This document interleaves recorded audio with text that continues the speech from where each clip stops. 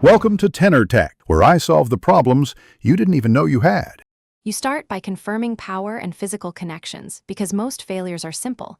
If you have wireless devices, check batteries or charge level first.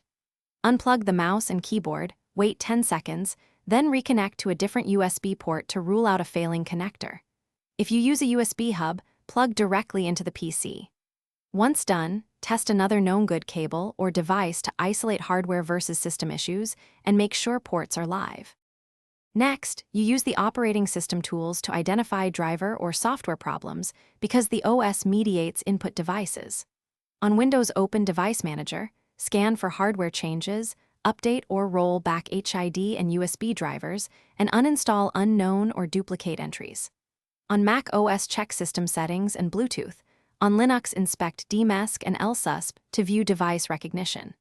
If a driver update caused the issue, roll back. If it's missing, install the manufacturer driver and reboot to apply changes. Finally, perform advanced checks and confirm the fix. Reboot into BIOS or UEFI to enable legacy USB support or reset firmware defaults. This fixes pre-boot detection problems. If inputs still fail, boot from a live USB operating system or test the devices on another computer to determine hardware failure.